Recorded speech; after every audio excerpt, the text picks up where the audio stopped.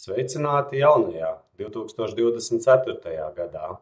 Vēlu jums, lai izdodas darbi un lai ir tie prieka brīži, uz ko atskatīties šim gadam, piepildoties un jau aizejot. Pagājušais gads un gadu mija iet kā pa viļņiem, līdzīgi kā Daugavas upe.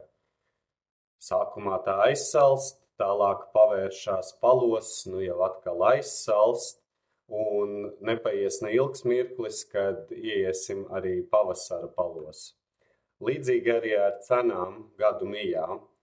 Decembra noslēgumā cenas virzās lejup, zemi pieprasījumi, ļoti augsta atjaunīgo resursu izstrāde. Savukārt gadu mijā Eiropu pārņem augstās gaisa masas, vairāki grādi zem vidējām ilgtermiņa normām. Un līdz ar to cenas janvāra pašā sākumā savukārt pavēršās augšu. Par katru resursu detalizēti tad turpinājumā. Naftas cena.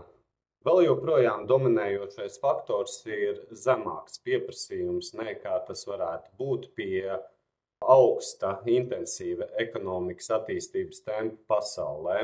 Otrs apstākļis, kas visvairāk šobrīd satrauc un vairo cenas pieaugumu, ir piegādes iespējamie traucējumi Sarkanajā jūrā. No otras puses savukārt ASV straujāk pieauguši naftas krājumi. Līdz ar to cena tikai nedaudz pakāpjās šajā periodā līdz $79 par barelu.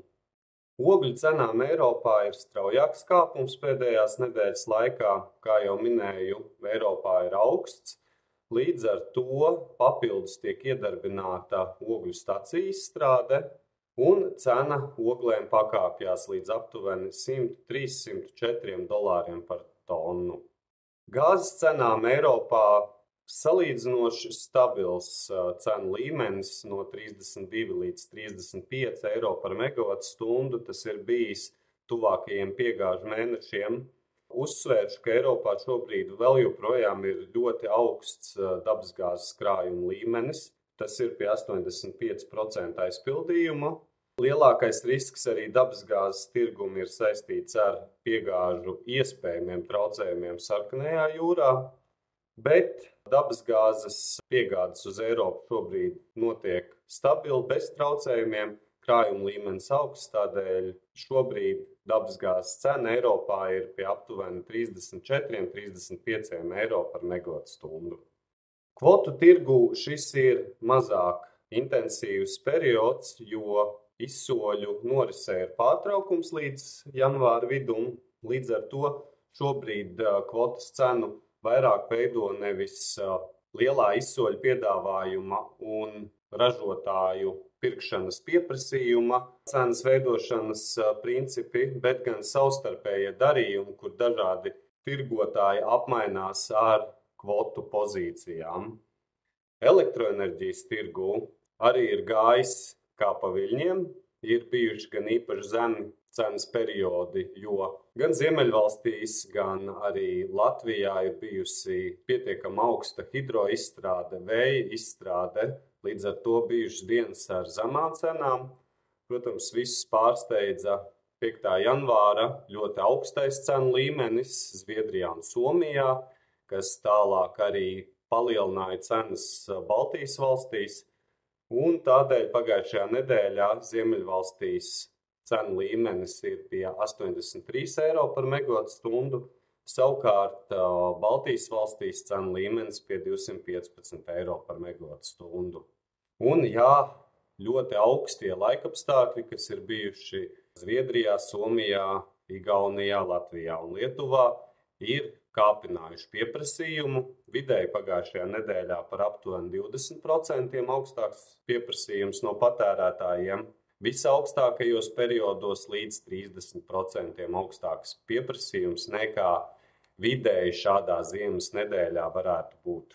Un pieminēja arī, ka vēja izstrāde ir bijusi zemāka, un tas ir bijis gan tādēļ, ka vējš ir pūtis mazāk, gan arī tādēļ, ka vēja stacijām šādos ļoti liela augstuma apstākļos aplodo turbīnu lāpstas, un tās tiek izslēgtas drošības nolūkos.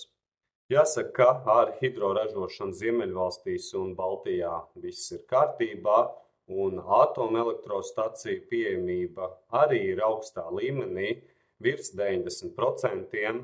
Īpaši pieminēšanas vērta ir Francija, kur šajā ziemas sezonā nav tik daudz problēmu kā iepriekšējās. Daudzi reaktori ir savesti kārtībā un tie strādā, un Francija arī nokļuvusi eksporta pozīcijās. Un pašlaik esam 2024. gadā, tādēļ skatāmies uz nākamā gada, 2025. gada finanšu kontraktu cenu līmeņiem par bāzes piegādi visiem 12 mēnešiem nākamajā gadā, un tur redzam cenu līmeņus Ziemeļvalstīs ap 50 eiro par megawatu stundu, Polijai, Vācijai no 90 līdz 120 eiro par megawatu stundu. Atgādināšu, ka kopvērtējumā Baltijas valstīm raksturīgi savā cenu kustībā būt koridorā starp Ziemeļvalstu un Centrāla Eiropas cenu līmeņiem, tātad no 50 līdz 120 eiro par megawatu stundu pašlaik. Paldies par jūsu uzmanību un lai mums veicās šogad!